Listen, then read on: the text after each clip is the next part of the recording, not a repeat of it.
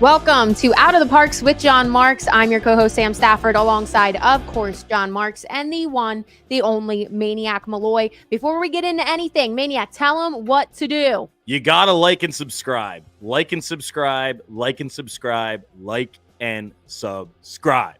Okay, guys, we actually have some stuff to talk about that's not the usual, but before we get into it, how can we ignore 14 years ago, Roy Halladay was perfect. The 20th time anybody was perfect in MLB history and just the second in Phillies franchise history. And we just have to acknowledge it because what a time. We just have to acknowledge it. What a time. And we need Chan Sanchez to be Michael. I keep saying Michael, confusing him with the jockey at Parx. Christopher Sanchez. We need him to be just about as perfect as he can be today going up against the San Francisco Giants. Yeah, I remember when, and I'm sorry, I'm just trying to post this to social media that we're on right now. I remember when the Phillies got Roy Halladay, it was that weird feeling of we have Roy Halladay, and then it's not often that a player lives up to the reputation and pitches especially his first couple of years when he was here. He was unbelievable, and I've never seen anything like that. Ranger Suarez has been great during the stretch. Roy Halladay was as dominant as any player in this city during those 2 years, and that perfect game was unbelievable. He was great. I mean, it might be a little different for me just because I was in college at that point. So I wasn't actually in the city to really embrace it. But I feel like Zach Wheeler's very similar to that Roy Halladay situation because he was such a big signing, had some high expectations. Obviously, I think Roy might have been a little bit more higher expectations coming in. But Zach's been, and I would have to look at the stats. I think Roy Halladay had 2 unbelievable seasons, and then he fell off that third season, and then he was cooked. He was done. Zach Wheeler's been one of the best starters in baseball since he signed with the Phillies. I mean, he's on a second contract already, right? Mm-hmm. So, I mean, what you're saying, Sam, I think is dead on. Now, he may not has been as dominant as Roy Halladay was his first 2 years, but who is? I mean, you're talking about an all-timer. Zach Wheeler has been unbelievable. And he was last night. He was amazing last night. Yeah. So it's a tragedy that we lost this game. Okay, so that's why I wanted to start off nice, and you guys already taken it downhill. So speaking about last night, Zach Wheeler, another gem for him, keeps him at the top of the Cy Young race now. But our lineup just doesn't give him any help when it's a bullpen game for San Fran. Spencer Howard can't get a freaking run against Spencer freaking Howard. I'm telling you that the most frustrating thing from last night, not even the loss of the game, but of anything that could have happened last night outside of an injury, to have Spencer Howard go 4 innings and not give up a run, like it was so frustrating to do it. Phillies are kind of scuffling right now. They've lost 3 straight games. It's not the end of the world. We knew they were going to go through the stretch. I feel like every week we came in here and it was like, yay, go Phillies. It's so easy to be a fan, right? So now that they lost a couple games, it's not something that's a worry at all. The offense has not hit on this West Coast trip. The Phillies are terrible in San Francisco. They've lost 25 of their last 30 since 2014, which is almost impossible. Well, let's throw out some theories. Why do you guys think that is? Because we also are terrible. I say we as in the Phillies are also terrible in Colorado. Yep. And they've lost 16 out of their last 23, I think, in Colorado. So what are some theories here, guys? Is it the cold? Is it the wind? I got no answer. I mean, I have absolutely no answer. It's the not having timely hitting. That's about it. You don't have the timely hitting like you've had in the last couple of weeks. Why they can't win in San Francisco, I don't know. Yeah, I don't know. I remember for whatever reason asking Larry Anderson about it, who was, he played like 20 some years in the majors. And it's hard to tangibly explain it other than like, it's just like San Francisco. I think they have a real home field advantage with the wind and the weather and things like that. And their ballpark probably plays to what they're putting out there as their lineup. Right. The Phillies aren't built to go station to station and to score runs that way. They're built to mash and have great starting pitching. And when you're not hitting home runs, guess what? It's hard to score runs. And like you said, timely hitting.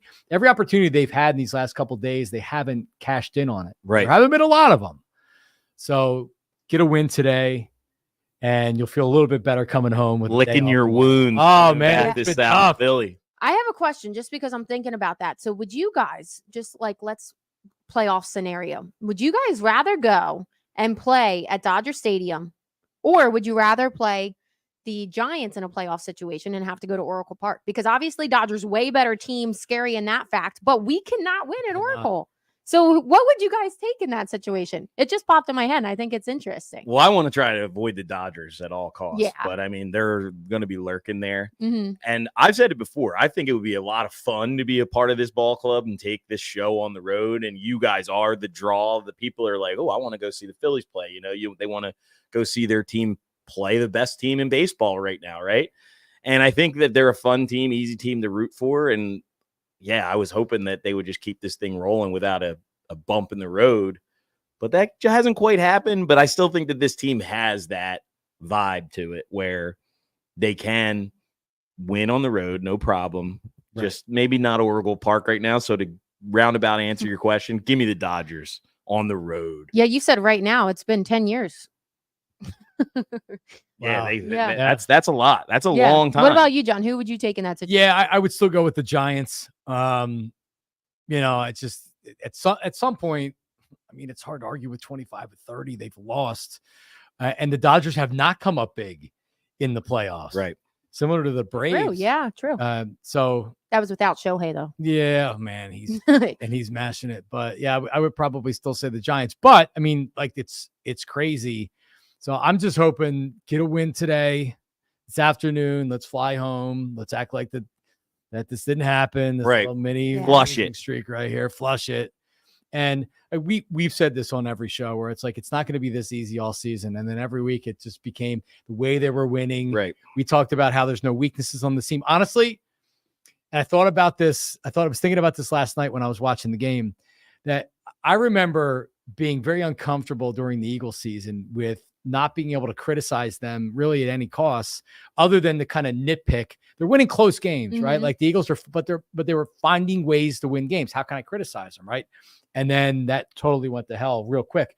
So not that the Phillies were winning the same way, but I remember saying about the Eagles, they have the best roster in football. They have no weaknesses. The offensive line, like everything's working. We were saying similar things about the Phillies. Where's their weakness? Starting pitching, bullpen. Trey Turner goes down. They don't miss a beat. So I'm hoping it doesn't fall apart like that. But, so also this. Tell me what you think about this, guys. Ranger Suarez got his first loss in Colorado, of course. So it's like not the end of the world. But do we expect Ranger Suarez is going to pitch the way Ranger Suarez pitched in his first 10 starts, which is like the best pitcher in baseball? Like he's got to come back down to earth a little bit. So we may be in one of those stretches right now where, Johnny's predicting a slump. I'm predicting that they're going to come back down to earth a little bit, and you're not going to see them winning as many games as they've been winning. They've been crushing teams. I could see it until mid-June. So they normally historically, or at least not historically, the last couple of years, they've had pretty good Junes, and we're heading into June here soon. So I think that they might hit a little bit of a patch coming down to earth, but then they'll pick it back up at least halfway through it. But you did mention Ranger Suarez. So just our Cy Young watcher already said Zach Wheeler, his performance last night kept him at number 1 in the Cy Young race at still plus 200. But Ranger has dropped to number 3 at plus 650. And in between there, you guys say the name because Imanaga.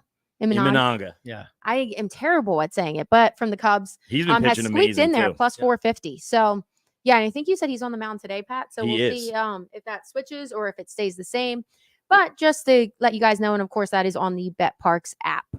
Yeah, but it could be enhanced value to get going on Ranger now after a loss. Yeah, this would be the time. I might wait for one more because it's going to drop if he doesn't look super duper hot in his next start. And to your point, he is going to come down to earth a little bit. I think Ranger does have good stuff, so I don't think it's going to drop a lot, but plus 1,000 after another bad. Oh man, he's not gonna have a bad outing against the Cardinals. Come on, realistically, guys, jump on it now. Do you think that Ranger is going to end the year with a sub-2 ERA? No, exactly. No, so he's got to come unlikely. down at some point. Maybe it's soon. I don't know. Let's hope not. I mean, you look ahead: Cardinals, Brewers, Mets, Red Sox, then the Orioles. Mets in London. Mets in London.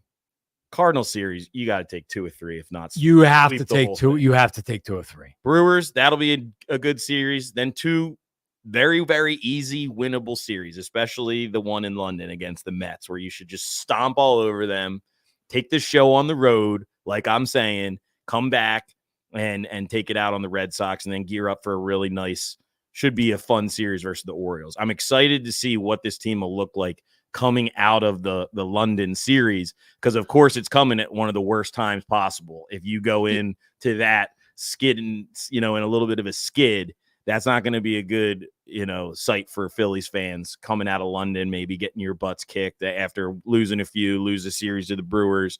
And then the Red Sox, they're a pesky squad. And then you'll play the Orioles, who are one of the best teams in baseball. So you're going to find out a lot about this team in the month of June, it seems like. Well, to your point, though, you guys are forgetting something. The month of June, I have our producer, Mark Feldman, put in some stats here. I like to call it schwoon. Little schmoon. Because of our friend Kyle Schwarber. So just some fun stats back in June of 2023.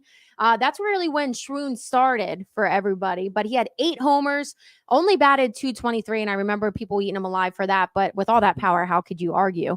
23 hits in that time, 16 RBIs. But then it got even better somehow. The year before it was even better. 12 home runs in June 2022. With .272 batting average. And right now, he's only got 10 homers on the season.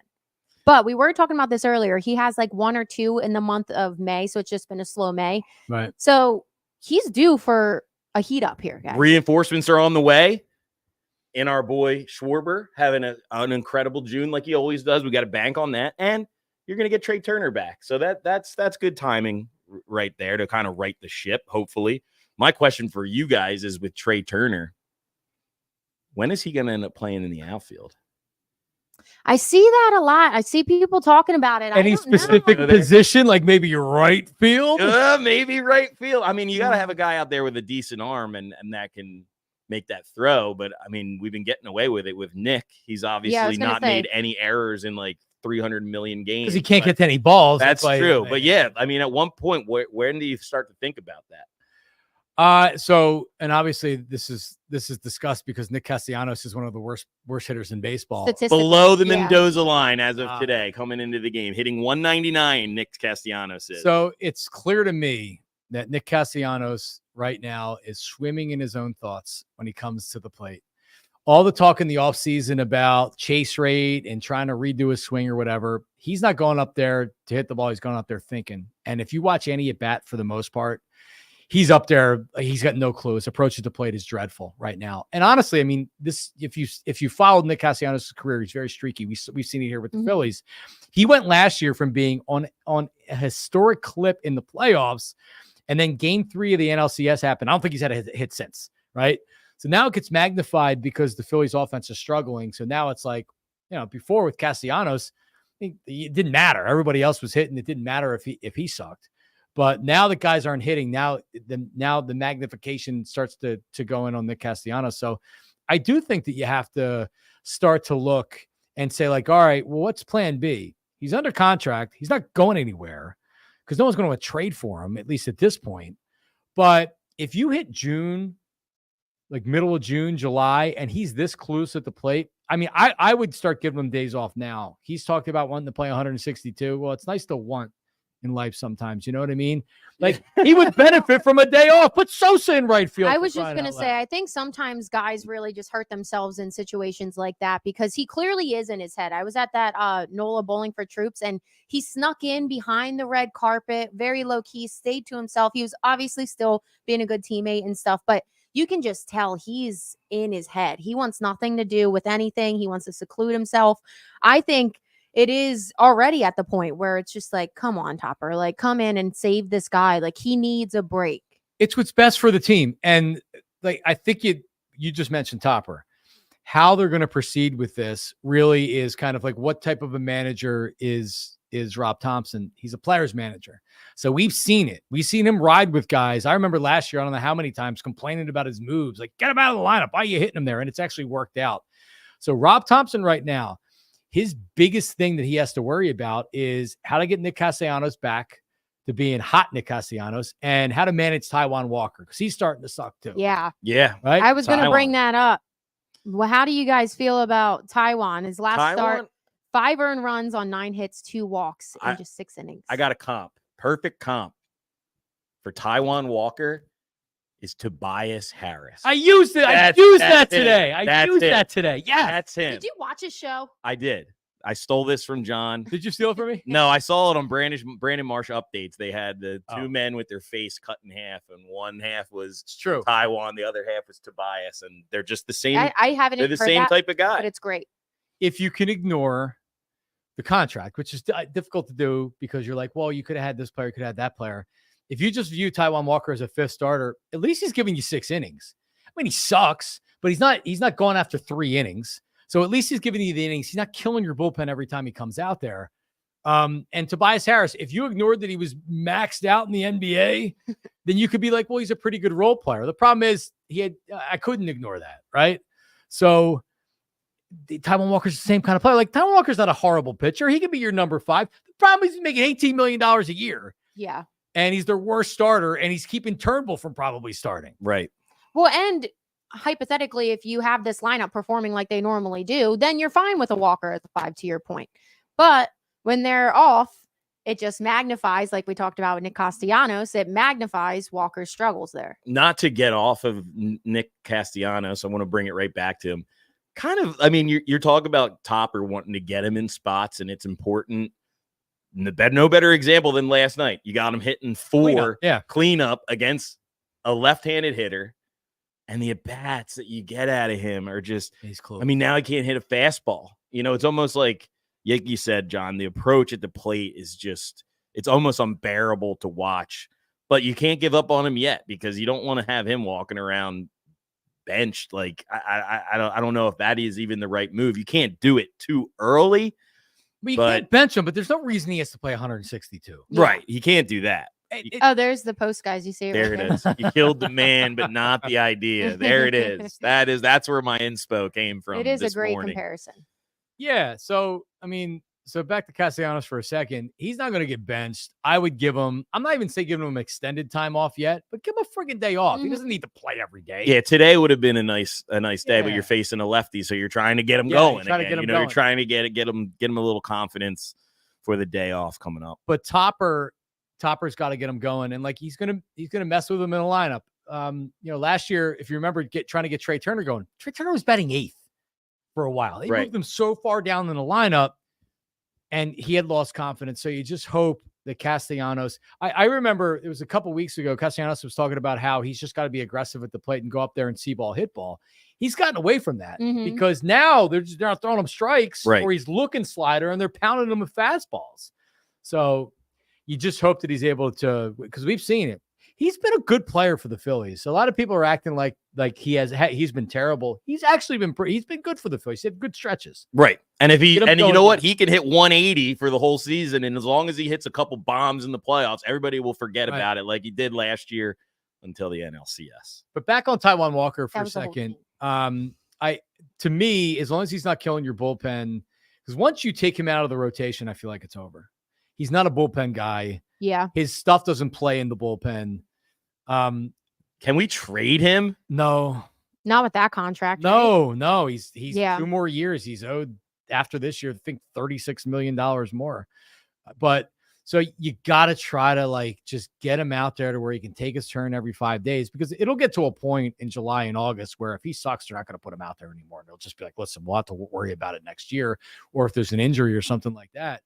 But the thing that I worry about, because he is giving you the innings right now, his stuff isn't very good. The velocity is not only, I mean, he doesn't even really have life on the fastball. It's just kind of flat. He's overthrowing that slider that's high in the zone. It's not, I mean, you don't want to keep leaving pitches up like that. So I worry that in a week or two, the 6 innings where he's going to get hit around might be 3 innings that he's getting hit around. And then you can't put him out there. If he can't go, if he can't give you the innings, you can't justify it. So it's not a good situation to be in, but it is what it is at this point. Yeah, it's funny how last week we were like, there are no holes on this team. And now, well, listen, there's something. I'm not going to blame us. No. For this, because we were, that was the truth. Us talking to you. But there are some people, and I'm not judging, but there are some people that are blaming Maniac Malloy, Mark Feldman. Mark Feldman, Our too. It was associate all producer. Mark Feldman. After the sweep of who did they even sweep? I don't even remember. The reigning World Series champ, the Texas Rangers. Yeah.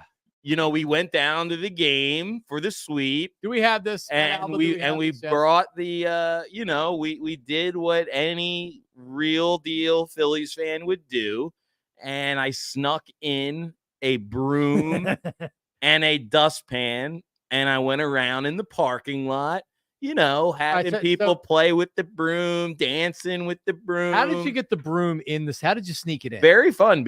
I just walked right in with it. And as I walked in, some guy, a security guard, usher guy was like, "Hey, how'd you get that in here?" And I just blew right by him. And I didn't wrap it like a hoagie? I should have. I could have just slid it down my pants.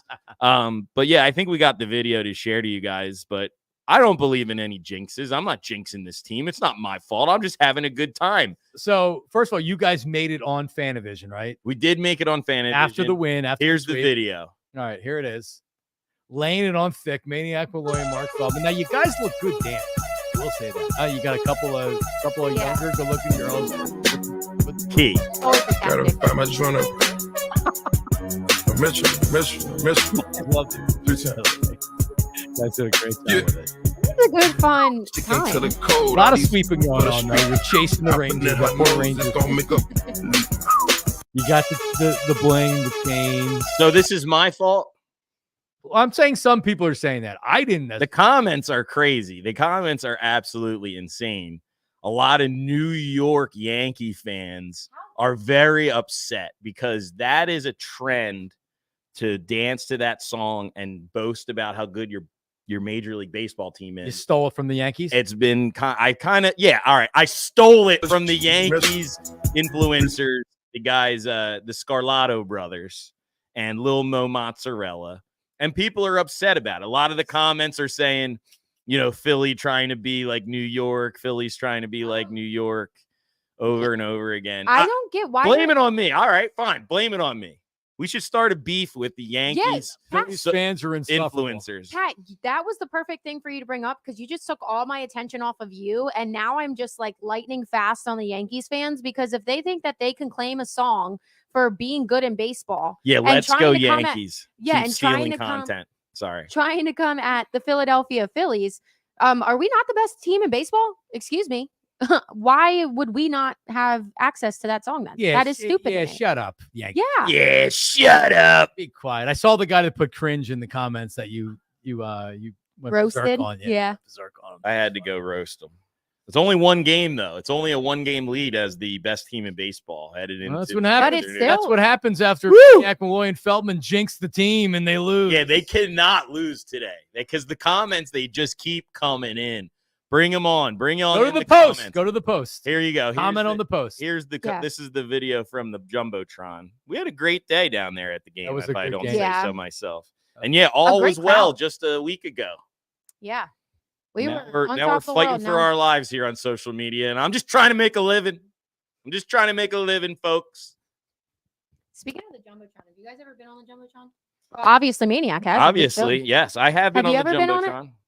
Yes, but I don't remember. It wasn't anything good, I don't think. Yeah, I was only on it one time, 5th grade. It was a field trip, and I technically wasn't even on it because Steven Jacks, my mic off. But yeah, so Steven Jacks, he had an afro and he covered me completely. So shout out, Steven.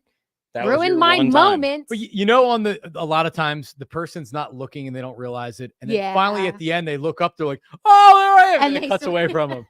I think that was me. I love that. Finn got on the Jumbotron.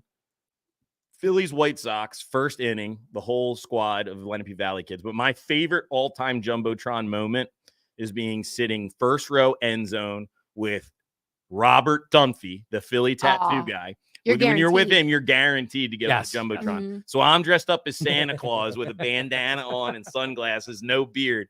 And I'm sitting front row with Dunphy, and they put us on Eagles-Titans game. Eagles beat the crap out of the Titans. Definitely my number one. That's a great one. Definitely. That's a great one. If you want to get on the Jumbotron, just slide into Dunphy's DMs, find out when he's going to a game, buy tickets right behind him. You're set. Guaranteed. Yeah. or just buy his ticket so that he's with you. There you go. There you Dump. go. There you go. Take Plugging him you, with you. Dump. There you're welcome. But I do have a bone to pick about. Bone to pick. Yeah, just because I want to know your thoughts on this. Is this right? So Matt Strom, no secret, he's had one heck of a season as we're watching this. Maniac loves And to move. people ask me why he calls himself Maniac Malloy, and just watch the content that he puts out. That's Throwing awesome. snowballs at people, reverse Uno card, throw the snowballs at people instead of get them thrown at you. Oh, That's- you're funny, To be man. fair, That was a good concept. He I'm not has to gonna live lie. up to the name. So he has no other choice but then to act like this. He's So great. yeah, if you see Maniac at a game, expect that because that's what you're gonna get. That's what he does. But yes, back to the bone. To pick. Bone to So pick. It's no secret, Matt Strom. Okay, sorry, technical audio difficulties. I hope you guys can hear me. But Matt Strom, scoreless streak, ends at 21 and a third innings. What are your guys' thoughts on that? Because it wasn't a true scoreless streak ended, and because it wasn't an earned run, it was a ghost runner in extras. Shouldn't count.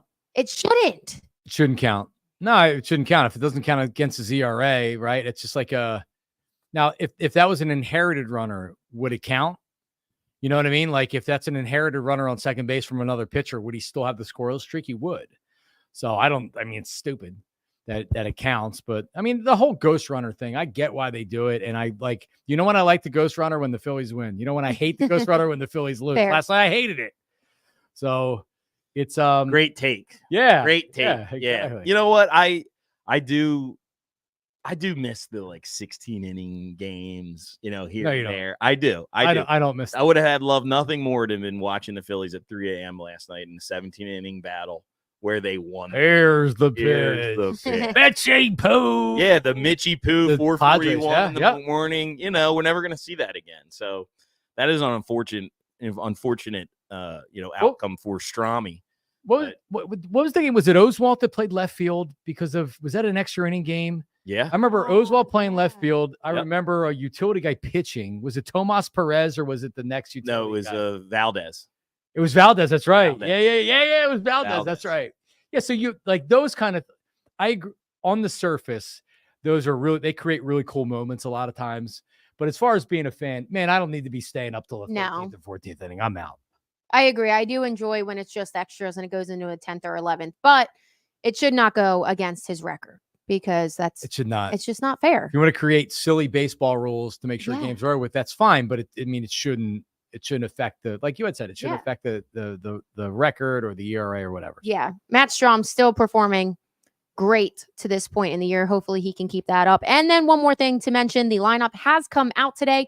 JT Realmuto is not in it. Garrett Stubbs, I believe in that 7 hole. But 8 hole. 8 hole, sorry.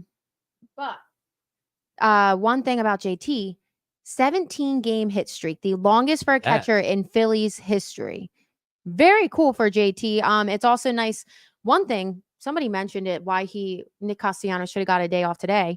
And assuming that's why JT got a day off today, because they also have off tomorrow. So it would have been a perfect time for Castellanos. But 2 days in a row. And Yeah. and so Castellanos wants to play, so they're leaving him in the lineup. JT has been fantastic. When you think about that trade, and we talk about our love for the minor leagues and the Phillies minor league. So I'm constantly paying attention to what they have going on down in the farm system. Sixto Sanchez was the best pitching prospects the Phillies had in a really, really long time. And you're talking about a guy throwing 100 miles an hour with movement on his fastball and just sick stuff, but they're called prospects for a reason. yeah, That trade for JT Realmuto, he's been the best catcher in baseball since they traded for him. So you have to give up prospects to get something. And man, have they made out with that trade.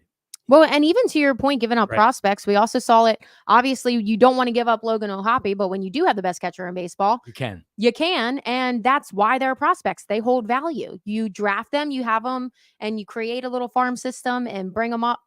Roy Halladay, sometimes- the who you traded for Roy Halladay, none of those guys materialized. Yeah. Who you got back for Cliff Lee, none of those guys materialized. This Phillies traded Carlos Carrasco for Cliff Lee to the Indians, and it took him a couple of years to develop, and he actually turned into a really good starting pitcher.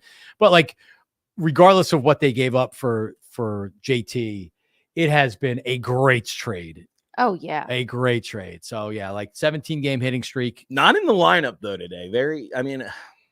It's Do we because think of it's that because of the knee. knee? I think it is. I think they look at 2 straight days to. Now he might pinch hit later. So who could you count on today? Schwarber, Sosa, Harper, Bohm, Castellanos, Stott, Merrifield, Stubbs, and Pache. Boom. And how could you not say Sosa? There's Sosa's 4 been on guys fire. in this lineup today hitting under 200. I stopped myself from putting it on social media, but I wanted to be like, oh, you got a controversy. You can't put Turner back into the lineup when he comes back. You can't bench Sosa, which, obviously you can, but he's been performing at that kind of a level. 1,000 OPS. He's like top 5 in triples. He's got 4 triples. He's been hitting home runs. We know he plays great defense. I'm just saying, put him in right field. See how he does in right field. I was thinking Why that not? his Why not? outfield capabilities.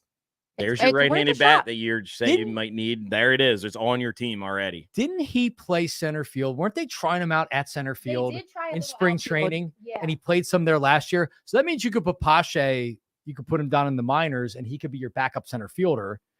If you wanted to have another center fielder on the because when Trey Turner comes back, someone's got to go down. We talked about this last week. Yeah. Today you can count on Christian Pache for a game.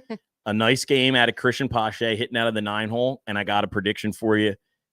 Give me a pinch hit Cody Clemens home run late in the ball game.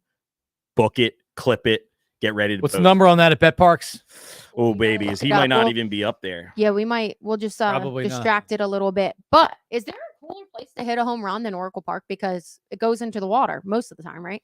If the wind's not blowing in, that Schwarber bomb the other night would have would've definitely been made right. it out. Yeah, it's one of I've been to San Francisco. I've never been to I think it was AT&T at the time.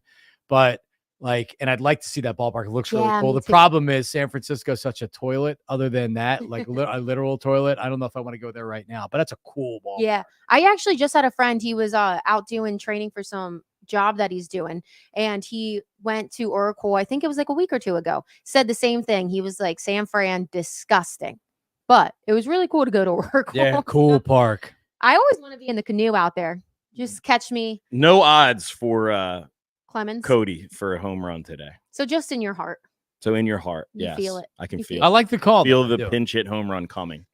Who am I going to go with today? I think you got to go Bohm. Bohm's been doing so well.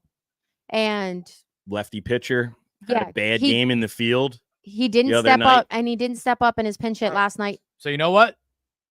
Castellanos is the place to go today. Casty, Going off of last year when I ripped Rob Thompson every time I thought a guy shouldn't be in the lineup. They do well. I'm telling you, it'll happen almost every time. So everybody's mad today that Castellanos is in the lineup. Bench him. He hits a home run today. plus I love it. 600. Boom. Boom, Boom. lock it in. Sprinkle it. Not Bohm, Bet but Parx. boom on Castellanos. Okay. Nikki singles. So we wrap up that. Maniac, tell him what to do. Like and subscribe. If you're watching this far, you gotta subscribe. Out of the Parks with John Marks. Follow us on all of our social media platforms, but make sure you like and subscribe to the Bet Parks YouTube channel as well as John Marks YouTube channel. And also, I think it's important for the people out there to hold Maniac Malloy and Mark Feldman responsible for the Phillies' current skid. So get to the Bet Parks Instagram. Yes. Yeah. And comment away or defend them. Listen, I'm not saying it's his fault. I'm just saying what other people are saying. Accountability. Saying That's all what we other want. folks That's are all we saying. want. Yeah. But guys, now this is when we take a break, cleanse the palate, some would say, from baseball. And the Boston Celtics going to the NBA Finals. Philadelphia Phillies. Philadelphia fans hate to see that. But one fun fact, the last 3 times that the Celtics have made it to the NBA Finals, the Phillies have either made it to the NLCS or the World Series. So might end up good for us. But this just had me thinking. You hate to see the Boston Celtics because obviously as Philadelphia, you hate Boston Celtics. But who is the most hated franchise from Philadelphia fans out of all sports? Well, I mean, it's so how I look at it is when the team is good, what team do you hate the most, right? Okay. And it would be, I'm not even going to say an uphill climb. It would be impossible to tell the average Philadelphia fan or most Philadelphia fans it's not Dallas Cowboys. Right. Yeah. Right. But I want to look outside of the Cowboys because that's too easy. There is no franchise that I hate more than the New York Mets. There's no fan base that I hate more than the New York Mets. And by the way, I respect Mets fans because they haven't had a very good team consistently for a while. But when the Mets are good and the Phillies are good, oh, those games are so much fun. And it gets a little bit violent down there sometimes. I mean, there is tension in the stands. I'll say the Mets. That's my answer. I'm gonna throw you for a loop here, and this is just my personal preference, but I, for one, really, really hate the Atlanta Braves. I've always hated the Braves, seeing them roll through the 90s into the 2000s, and when they're good, and they've owned us. Obviously, we've owned them the last 2 seasons in the playoffs, and that has made these runs even more miraculous, even more, just like enjoyable, that you're beating a team that's kind of had your number.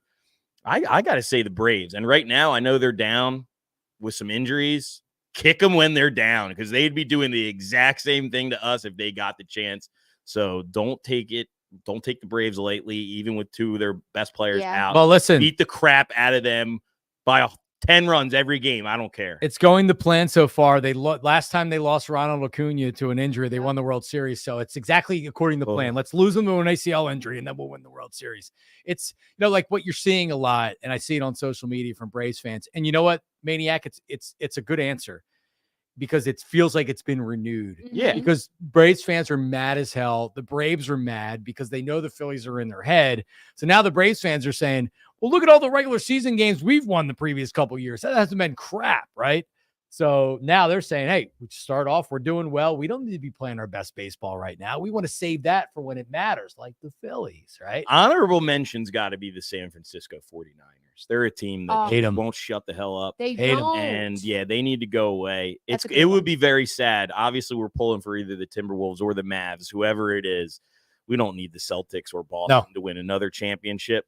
And that's a really good question, because it would be very, very, very difficult to watch if it were to ever happen.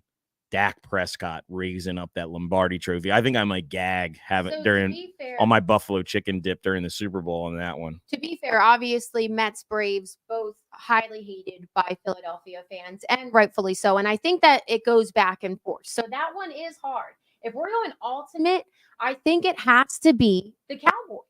Yeah, Because for sure. That is, and I know it's the easy answer. But John's take is good, though. It is. When they're actually.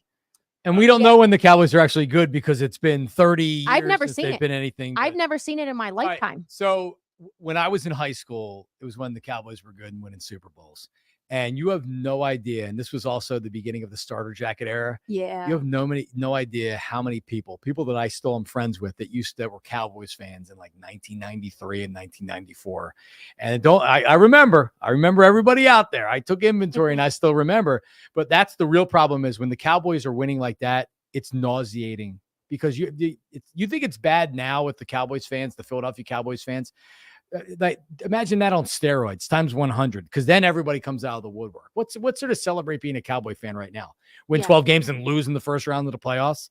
So it's got to be the Cowboys. Yeah, because that's the testament to it, is they haven't been anything to fear in years, and we still have such hate and passion towards that organization. I want to give a shout out. I think Mark Feldman would feel like this, our producer. The Penguins, the Flyers just haven't been good enough. But and here's why I like it. It's one of my favorite rivalries, because those Yinzers out there in Pittsburgh, they hate Philadelphia Flyers and fans. And like, there's a respect out there, a sports respect. But when the Flyers are good, Penguins fans are nasty. And that is a great rivalry. It is. And the Penguins are always, I don't know if they're good anymore, because I don't really pay attention. But.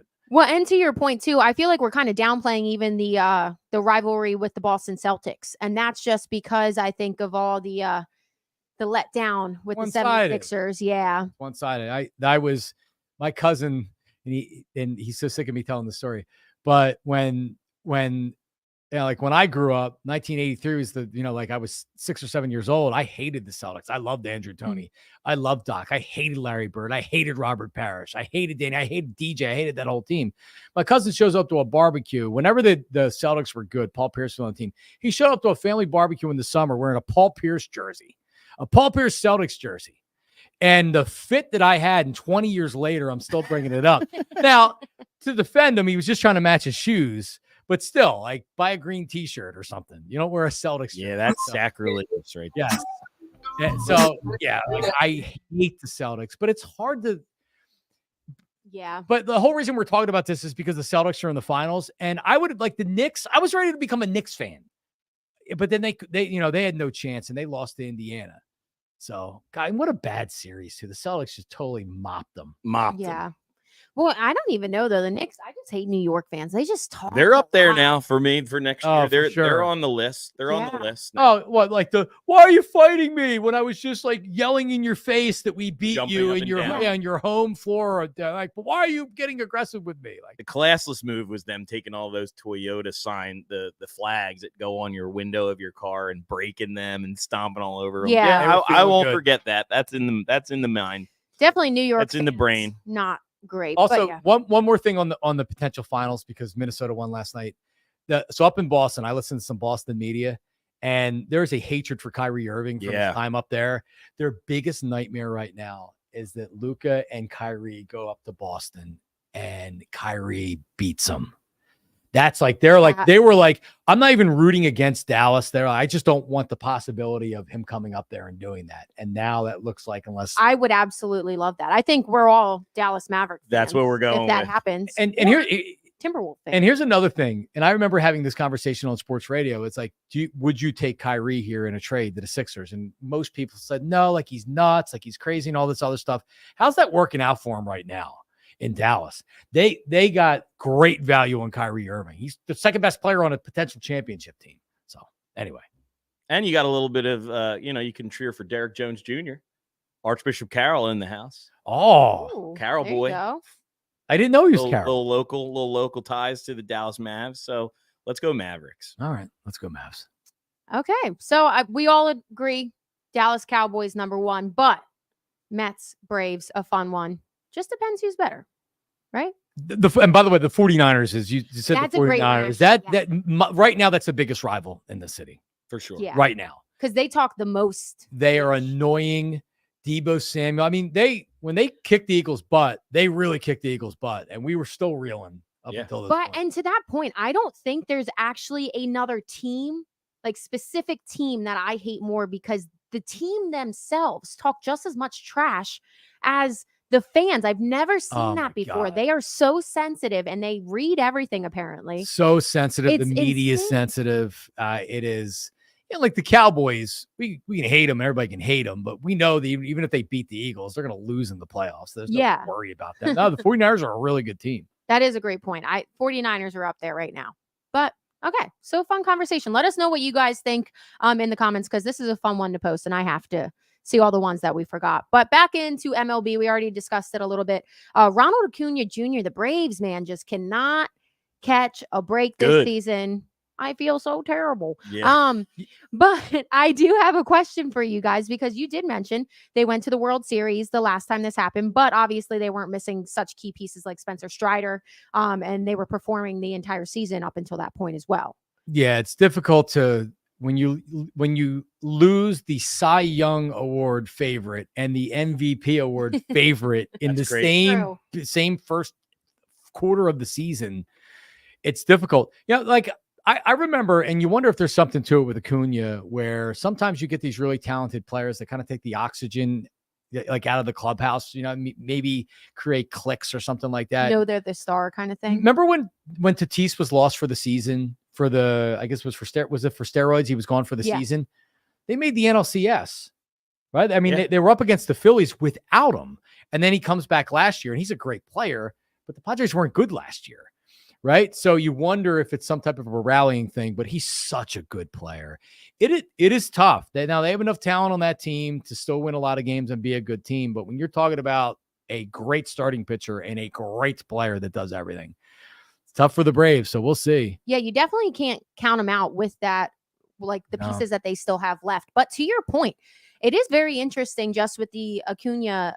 Was it rallying or did it help the team without him, just attitude wise? And I think that's one thing that we've mentioned before that's so special about these Phillies. We have superstars, but they don't act like superstars. And I think this is one of the situations you might see it because Acuna, I mean, a lot of the Braves, you've heard about it. I mean, with the Ozuna story, with the DUI, they think that they're superstars. So it is something that is an interesting thing to think about. And I did see it. It shifted on BetParx. It shifted the odds after Acuna. I know that they became the favorites to win.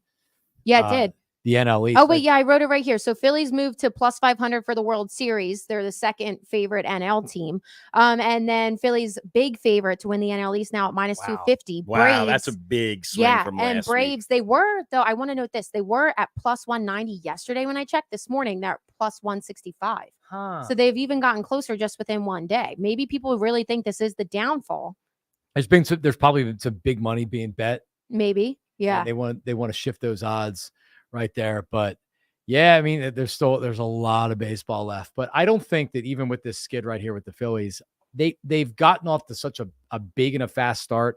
It's going to be hard for them not to win 95 games, close to 100 games at this point. They really have to fall apart to not win the NL East. But well, and that's one thing that we've been talking about. It seems like they didn't have any holes, and then now we see that they might have some holes. We're forgetting we still have the trade deadline. We have like 2 months until the trade deadline, and we know that something crazy is going to happen, and they're willing to do whatever they need to. So that's another big thing that people are forgetting. Angel Hernandez retired as well. We got good riddance.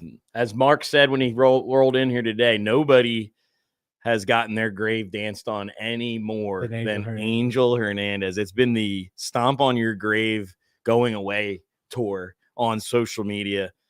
Angel, thank you for your service. Don't feel bad for him. I Googled his salary earlier. What do you think he's making? I don't even want to know. So he's been, I think, 32 years. So with the MLB and the pension and everything else, how about $430,000 a year? Yes. That's insane. With time off. They don't work every day. They get vacation time during the season. He's a hate your face. Oh my God. He is. He is a hate the face for sure. Oh man. He should be praying at night before he goes to bed.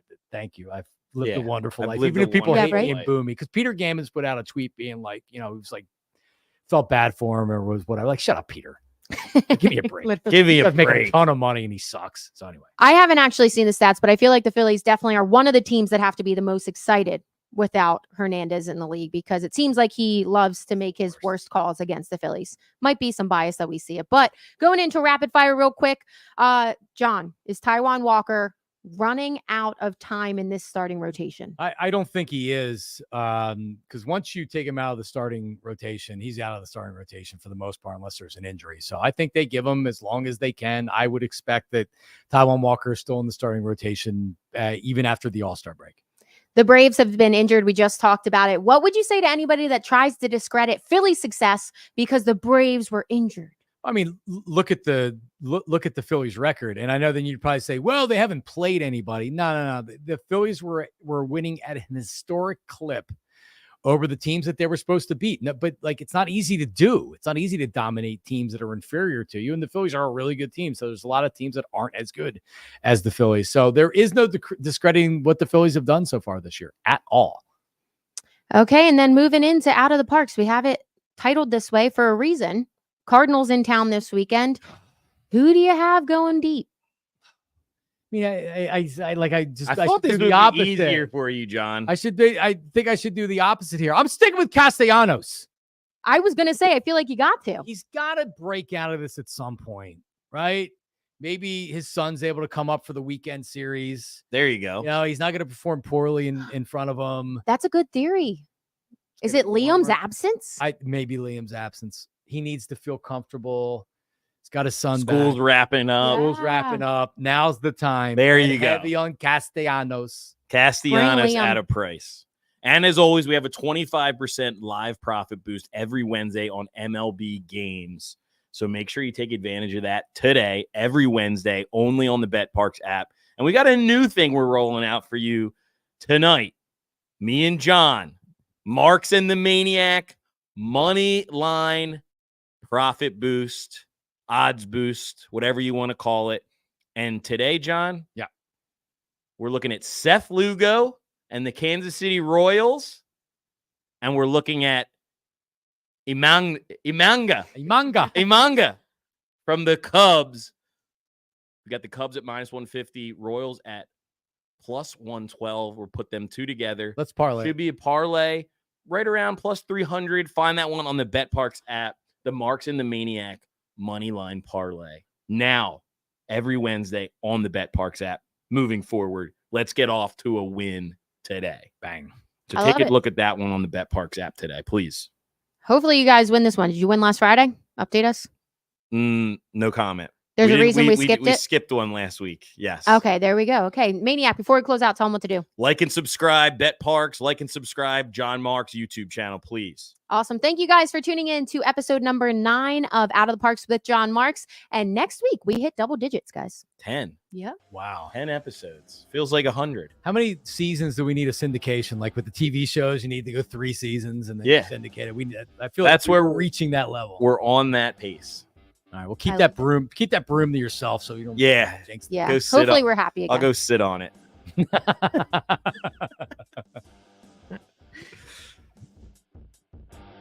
All right, that's it.